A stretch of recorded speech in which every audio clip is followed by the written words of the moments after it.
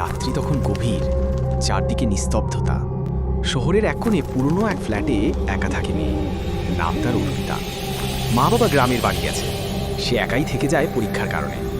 ছোট্ট ফ্ল্যাট, কিন্তু রাত নামলেই কেমন যেন অস্বাভাবিক ঠেকে সবকিছু। রাত 1টা, হঠাৎ অর্পিতার ফোন বন্ধ হয়ে গেল, বিদ্যুৎও চলে গেল।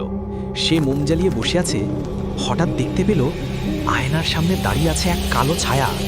সে চিৎকার করে উঠতে যাবে, কিন্তু মুখ দিয়ে কোনো শব্দই বেরোচ্ছে না। ছায়াটা ধীরে ধীরে তার দিকে এগিয়ে আসে, ঠান্ডা বাতাস কাঁপিয়ে দেয় পুরো ঘর। ঘড়ির কাঁটা তখন 1টা 15। হঠাৎই আয়নার পাশ থেকে শোনা গেল এক নারী কণ্ঠ, এই বাড়ি আমার, তুমি কেন এখানে? অর্পিতা আতঙ্কে দৌড়ে দরজা খুলে বের হতে গিয়ে দেখে দরজাটা বন্ধ। ভেতর থেকে কেউ যেন তা আটকে রেখেছে। বারবার চেষ্টা করেও যখন কিছু হয় না, তখন সে ফিরে তাকায় আয়নার দিকে। সেখানে তার প্রতিবিম্ব নেই, বরং ছায়ামূর্তিটাই এখন সেখানে দাঁড়িয়ে হেসে যাচ্ছে। সেই রাতের পর থেকে কেউ অর্পিতাকে খুঁজে পায়নি।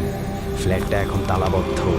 মাঝে মাঝে রাত 1টার সময় কেউ কেউ সেই ফ্ল্যাটের জানালায় এক মেয়েকে দাঁড়িয়ে থাকতে দেখে, যার মুখ নেই, শুধু দুটো কালো গহ্বরের মতো চোখ।